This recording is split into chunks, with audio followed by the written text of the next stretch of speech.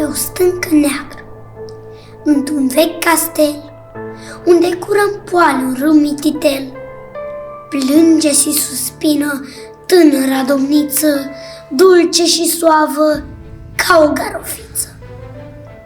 Căci în bătălie soțul ei dorit a plecat cu oastea și n-a mai venit. Ochii săi albaștri ard în lăcrimele, cum lucesc în noroc două viorele. Buclele-i de aur cad pe albui sân, rozele și crinii pe față-i se îngân.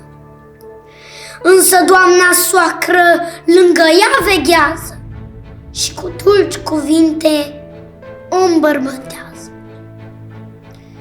Un orologiu sună, noaptea jumătate, în castel, în poartă, oare cine bate? Eu sunt bună maică, fiul tău dorit, eu și de la oaste mă-ntorc rănit. Soarta noastră fuse crudă astădată, mica mea oștire fuge sfărmată. Dar deschideți poarta, turcii mă înconjor, vântul suflă rece, rănile mă dor. Tânăra domniță la fereastră sare, ce faci tu, copilă? Zice doamna mare. Apoi ea la poartă, atunci a ieșit și în tăcerea nopții astfel i-a vorbit. Ce spui tu, străine? Ștefan e departe, brațul său prin taberi mii de morți împarte. Eu sunt a sa mumă, el e fiul meu, de ești tu acela, nu sunt mumă eu. Însă dacă cerul, vrând să îngreuieze anii vieții mele și să mă întristeze, nobilul tău suflet astfel l-a schimbat.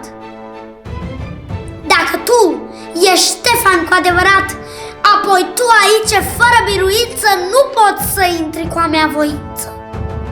Du-te la oștire, pentru țară mori, și-ți va fi mormântul coronat cu flori. Ștefan se întoarce și din cornul îi sună, oastea lui zdrobită de prin văi adună. Lupta iar începe, dușmanii zdrobiți cad ca niște spice de secur loviți. Și nu mai zice vorbe, strânge iara sa oști. După ce-a învins păgânii, înalță o mănăstire